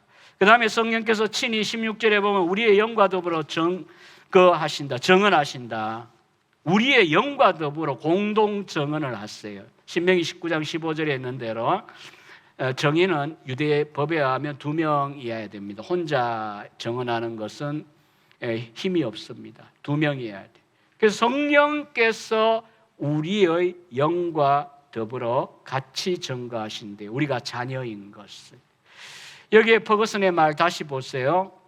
양자됨의 확신은 고도로 성화된 아주 성숙한 그런 그리스도인들만을 위하여 준비된 게 아니고요, 가장 연약하고 가장 짓눌려 있는 신자라고 하더라도 출생 시에 누구나 다 갖는 권한입니다. 제가 아는 어떤 목사님이 있습니다. 중간에 이제 젊을 때에 타락을 했습니다. 이분이 이제 술을 마십니다. 교사하면서. 그러다가 이제 신자니까 그게 뭔 재미가 있어요. 술에 취해도 술 맛도 안 나고. 가장 제가 30년, 35년 전에 들은 이야기인데 인상에 확 박힌 게 있어요. 술에 취했는데도 하나님께서 나를 택했고 버리지 않는다라고 하는 의식이 지워지지 않아서 술이 다 깨더라. 그래서 이분이 심지어는 자살 시도까지 했어요. 동맥인지 뭔지, 저는 동맥인지 정맥인지 그것도 잘 구분 못해. 끊고 다 산에 이렇게 누워 있는데 그때 이제 결국 하나님 불러가지고 결국 이제 뭐 우리 선배죠. 앞에 목사님이 되셨어요. 저는 이 장면이 굉장히 인상 깊어요. 우리의 의식 깊은 곳에 우리가 하나님의 자녀라고 하는 이 지울 수 없는 확신. 죄 짓고 넘어지고 자빠지고 하더라도 우리가 어떤 의식으로 돌아갈 수밖에 없냐 하면 내가 하나님의 자녀인데 이렇게 살았다. 하나님의 마음을 아프게 했다. 회개하고 자복하고 고치기를 구하는 대로 우리가 가는 거지 내가 이래갖고 자녀가 아니고 이래가지고 나는 지옥 간다 이건 아닙니다.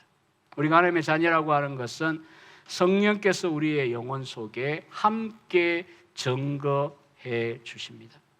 뭐 시간상 제가 또 강조점이 또 좀 나누지는 못했는데 이제 조금 빠르게 제가 이제 요약을 하고 마치겠습니다. 두 번째 단락에 가시면요, 이 땅 위에서 그러나 우리 그리스도인들의 실존이 어떠하냐, 현재 저나 여러분들의 삶이 어떠하냐. 특별히 19에서 22절에 보면 피조물 이야기를 했습니다. 우리 인간 제외한 다른 모든 피조물입니다. 근데 고대한데요, 이거 의인, 인간처럼 표현한 거죠. 고대해요. 목을 밖으로 쭉 빼고 간절히 기다리고 있는 학수고대하는 자세를 피조물이 갖고 있대요. 뭘 그렇게도 고대합니까? 기다립니까? 애타게 간절히 참고 기다리고 있습니까? 하나님의 아들들이 나타나는 것입니다. 그리고 또 다르게 말하기를 피조물도 썩어짐의 종로를 탄 데서 해방되어 하나님의 자녀들이 영광의 자유에 이르는 것을 고대한대요. 아니 산, 들, 뭐 짐승, 식물, 생물, 개들이 무엇이관데 이걸 고대한다라고 표현이 되어지나요? 의인화해서 하나님의 자녀들이 영광의 자유에 이르는 그날이 오면 어떤 일이 일어나기 때문입니다. 그 일이 무엇이냐 하면 썩어짐의 종노릇한 데서 해방되는 것입니다. 지금 현재 피조물은 썩어짐의 종로를 타고 있습니다. 그리고 또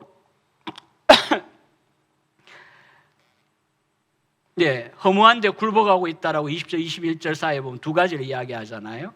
현재 지금 자연을 두고 피조물을 두고 하는 말입니다. 아름답고 신선해 보일지 몰라도 결국은 엔트로피 법칙이 지배하고 있는 이런 현실, 고통하고 있고 진통을 겪고 있는 것처럼 사실은 보입니다.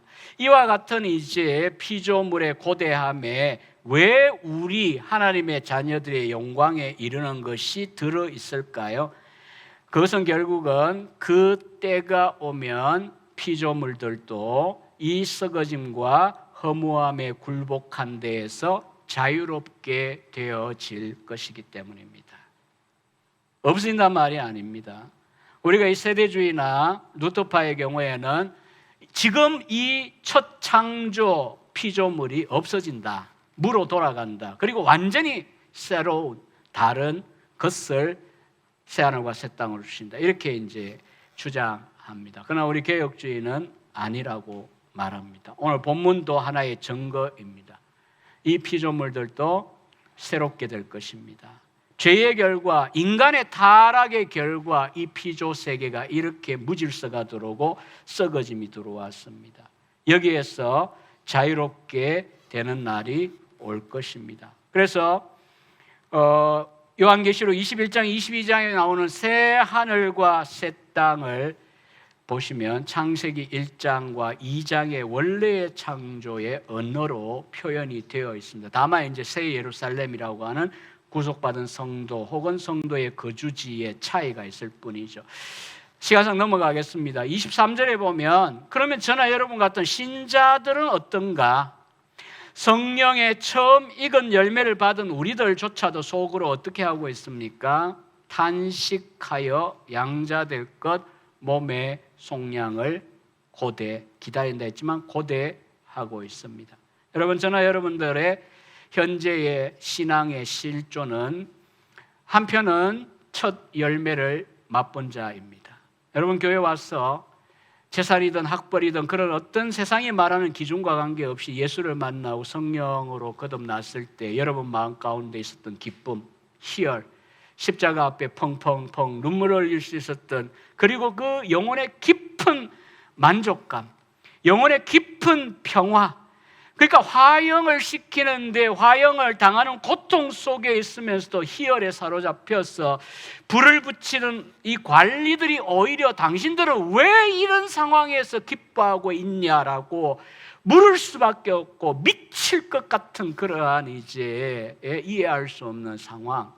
왜 그럴까요? 그건 극단적인 예지만 순교는 로마 14장 17절에 있는 대로 성령 안에서 의와 희락과 화평을 현재 누리기 때문입니다.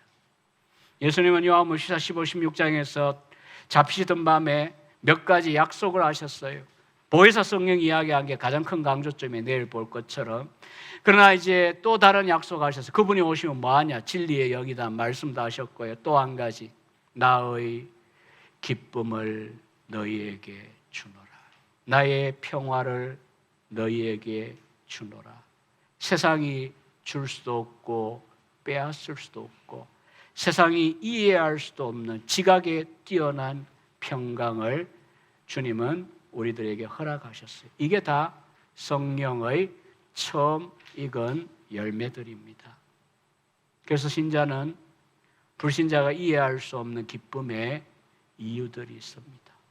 뭐 남들처럼 아파트가 2배, 3배 치솟아 오르지 않아도 그것과 관계없이 내가 그리스도 안에 누리는 이 영적인 하나님의 자녀됨과 상속자됨에 인하여 이 신분에 근거하여 성령이 주시는 기쁨과 만족과 평화를 누리고 있는 것이 성령의 처음 열매를 받은 그리스도인의 상태입니다. 그러면서도 한편은 완성이 아니기 때문에 우리에게는 탄식이 있습니다. 우리에게는 신음이 있습니다.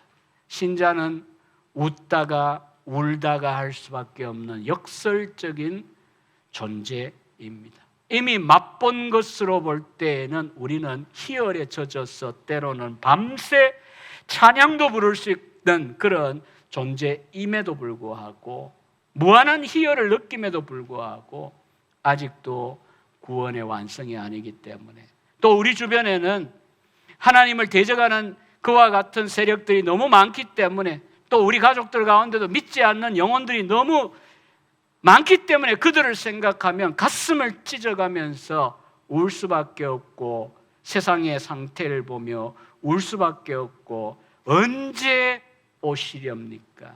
여러분, 세상을 보면서 결국 정의에 대한 부르짖음이 얼마나 강렬합니까? 이건 아니야. 세상이 이러면 안 되지. 이런 생각들이 들 때에도 사람들은 어리석게도 영화가 말하고 드라마가 말하는 것처럼 인간에 대한 기대를 합니다. 대통령에 대한 기대를 합니다. 저는 어떤 좌우 이야기하지 않습니다. 신자로서 목사로서 하는 이야기입니다. 우리가 기대하고 기도해주고 지지해주고 누구를 좋아하고 괜찮아요. 뭐 야구팀 어디를 좋아하냐? 뭐 여러분하고 우리가 이야기하면 다 다를걸요 아마? 저는 요즘 야구팀 이름도 잘 몰라요. 하도 안 봐가지고. 어쨌든 그 이야기가 아니라 너무 사람들에게 기대를 많이 합니다. 리더에게 너무 기대를 많이 합니다. 그렇게 좌절하고 절망할 수밖에 없는 또 간절한 열망이 있을 때 그때 우리가 가야 되는 자리가 바로 여기에 23절이라는 걸 아셔야 됩니다. 성령의 처음 익은 열매를 받은 우리들 탄식하고 있고요. 몸의 속량을 양자 될 것을 기다립니다. 그리스도의 재림의 날입니다. 최후 심판의 날입니다. 낱낱이 그가 이 세상에 대하여 옳고 그름을 드러내실 것이고 심판해 주실 것입니다. 우리의 억울함에 대하여 신원 설치해 주실 것입니다. 그리고 여기 있는 표현대로 양자, 그러니까 하나님의 자녀됨의 완성이죠. 몸의 속량 혹은 몸의 구속, 부활을 주실 것입니다. 이 썩을 몸, 결국 썩을 거잖아요. 우리가 때가 되면 썩지 아니할 몸을 입을 겁니다. 욕된 몸이 영광스러운 몸을 입을 것입니다. 고린도전서 15장 42절에 있는 대로 약한 이 몸이 정말 몸이 그냥 낡고 떨어진 옷과 같이 헤어진 옷과 같이 정말 거추장스럽게 느껴질 만큼 몸의 병으로 인하여 고통을 당해보고 또 주변의 그런 가족들을 또 간병하고 돌보면서 정말 치를 떨면서 우리에게 주어진 소망을 생각합니다. 강한 몸을 입게 될 것입니다. 육의 몸을 벗고 신령한 몸을 입게 될 것입니다. 이게 바로 저나 여러분들이 간절히 고대해야 되는 양자될 것, 그 몸의 속량이고 피조물이 말하고 기다린다고 하는 바로 하나님의 자녀들의 영광의 자유에 이르게 되는 그 날입니다. 마지막 결론을 내리겠습니다. 이 땅 위에서 구원의 완성을 누리진 못해요. 우리가 구원이 시작되었다는 걸 맛보고 누립니다. 과정 속에 있습니다. 그리고 완성에 대한 갈수록 고대하고 고대합니다. 세상 지나갈수록 의지할 것이 나도 아니고 옆에 남편도 아내도 아니고 부모도 아니고 자식도 아니고 하나님 외에 없다라고 하는 것을 절실하게 깨닫고 그 나를 학수고대하는 것이 우리의 신앙입니다. 그렇다면 그런 신자의 삶이 어떠해야 될까요? 12, 13절의 첫 번째 적용점은 이거죠. 우리가 육신에 따라 살아갈 필요가 없다라고 하는 겁니다. 타락한 인간의 본성, 세상 사람들처럼 그런 가치관에 따라 살아갈 필요가 없다는 겁니다. 그렇게 살면 죽는데요. 영적으로 불행하고 비참하고 무기력에 빠집니다. 또 허무에 빠집니다. 다 이루고도 그 꼭지점에서 자살하는 그런 세상 사람들을 보십시오. 허무하게. 왜? 육신을 쫓아갔기 때문입니다. 그러나 우리가 성령에 따라 몸의 행실을 죽이면 이 땅 위에서도 어떤 삶을 누리겠습니까? 산다라는 표현은 풍성한 삶입니다. 활력이 넘치고 위로가 넘치고 기쁨이 넘치고 부요하고 풍성하고 만족해야 하는 충만한 삶입니다. 이게 어디에 달려 있을까요? 신자가 되었다면 신분의식을 첫째는 잘 가져야 되고요. 두 번째 이 본문에 있는 그대로 성화를 위한 몸부림 속에 우리가 비틀거리면서라도 가는 게 낫습니다. 거기에 만족이 있고요. 가슴 벅찬 삶의 기쁨이 주어질 겁니다. 하나님의 위로와 격려는 우리가 가장 처참한 자리에 나둥거려져 있을 때도 나 너 부끄러워하지 않아. 너 나 사랑하잖아. 일어나. 손잡아 주시는 데에서도 드러나지만 우리의 기도 응답을 통해서 드러나지만 사실 하나님의 위로와 격려의 그 희열은 우리가 하나님의 말씀에 따라 그리스도를 닮아가고자 하고 육의 행실을 죽이고 옛사람을 벗어버리고 신자답게 살고자 하는 이 치열한 몸부림을 칠 때에 하나님의 헌연히 들려오는 그 기쁨, 미소가 있어요. 하나님이 나를 향하여 미소 지으시고 야 아무개야 잘하네. 세상 꼬라지가 이 말이 아닌데 교계가 말이 아닌데 너희를 보니까 이렇게 거룩을 사모하고 내가 기뻐하는 뜻을 위하여 너의 욕심도 너의 어떤 욕망도 포기하고 이렇게 치열하게 살고자 하는 걸 보니까 너무너무 기쁘다. 진짜 그렇습니다. 경험해 보신 분도 아실 거예요. 하나님이 아끼시는 게 없습니다. 목회 속에서도 마찬가지이고요. 우리 개인 삶에서도 그렇습니다. 여러분이 자녀를 위한 염려, 걱정, 우리가 뭐 미래를 보장합니까? 썰어 먹은 아들 개인적으로 생각하면 탄식밖에 안 나옵니다. 미래에 대하여. 물론 알아서 잘 개척하겠지만 지는 지 나름대로. 그럼에도 불구하고 하나님을 바라봅니다. 하나님께서 이 자식을 책임질 거라고 하는 그 사실을 생각하고 맡겨 드릴 때에 비로소 마음의 평화가 옵니다. 나보다 내 자식을 하나님이 더 사랑하신다는 걸 인정할 때에 마음의 여유로움이 온다는 걸 경험합니다. 두 번째는 17절에 있는 대로요, 우리는 그리스도와 동고동락하는 삶을 추구해야 됩니다. 세상 이치가 다 그래요. No cross, no crown입니다. 십자가 짐이 없이 어떻게 멸류관을 같이 섭니까? 하다못해 정치하는 분들도 그 지도자를 모시고 그냥 뭔가 죽을 고생을 같이 하고 희생하고 헌신하니까 뭐 나중에 뭐가 되면 뭐 농공행상이 있는 거 아니에요? 우리의 자녀들도 3년, 6년 죽을 고생하면서 게임 안 하고 공부에 집중할 때에 입학을 지가 하고 싶은데 가는 거고, 직장도 지 마음대로 찾아가는 거고, 후회함이 없는, 어쨌든 뭐 세상적으로 볼 때 그런 길 가잖아요. 그걸 아는데도 우리가 영적으로 생각할 때는 No cross, no crown, 십자가 없이 멸류관이 없다라고 하는 이 말씀을 놓치기가 쉽습니다. 교회 와서 우리가 은혜도 누리고 영광도 누리고요, 위로도 누려야 되고요, 그럼에도 불구하고 힘 주시면 뭐 하실래요? 하나님이 우리를 세워주시고 공급하시면 뭐 하실래요?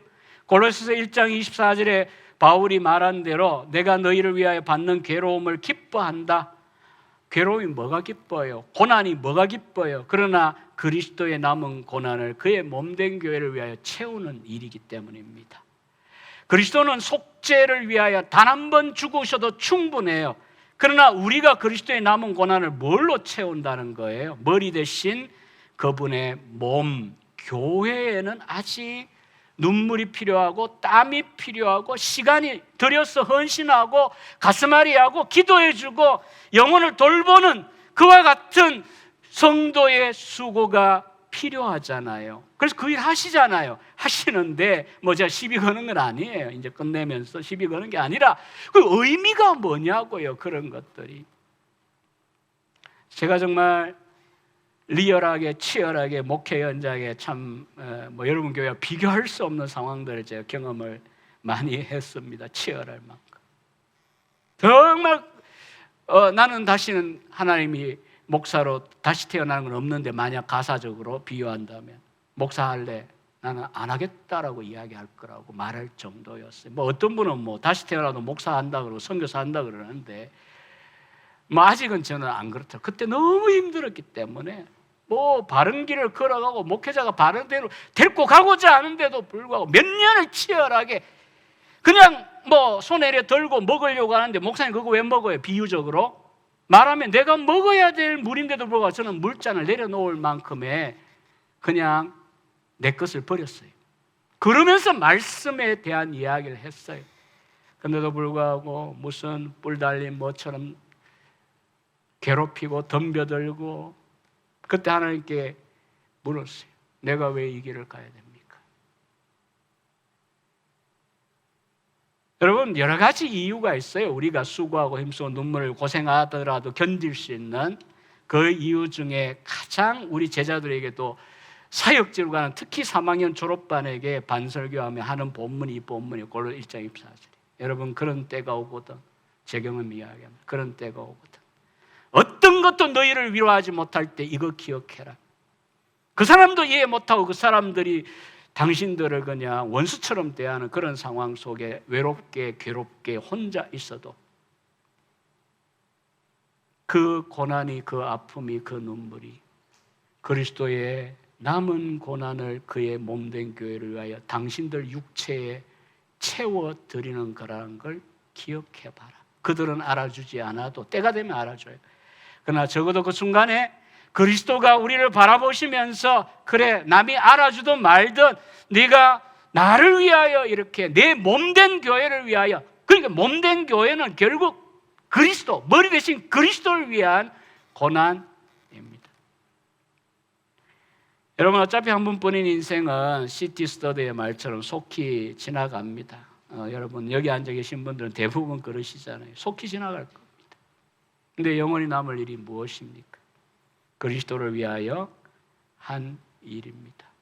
특별한 일, 뭐 큰 일 하려고 할 필요 없어요. 우리 각자에게 주어진 작은 일이어도 그저 뭐 목사 입장도 뭐 똑같은 건 아니거든요. 뭐 유명하지 못하고 불러주는 데가 별로 없고, 예? 뭐 저도 유명 안 해요. 그리고 뭐 안 알아주고 막, 예? 이렇게 해도 근데 하나님 바라보고 가는 거죠.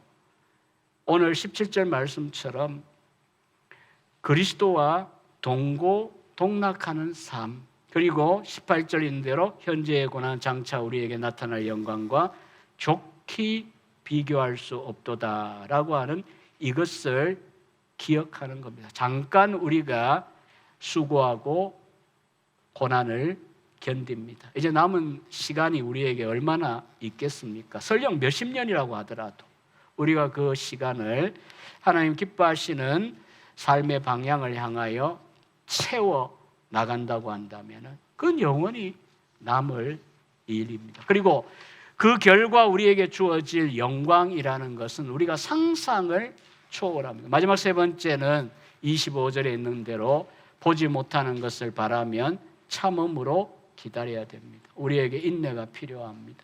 요즘같이 조급증에 시달리는 이런 시대에 저나 여러분들이 신속하게 권리에 안 넘어가면 때려쳐버리는 이런 식의 시대에 하나님의 약속이 드디어 보이고 우리 가운데 변화가 드디어 보이고 교회에 대하여 또 변화에 대한 기대가 드디어 보이더라도 여러분들 인내하십시오. 왜?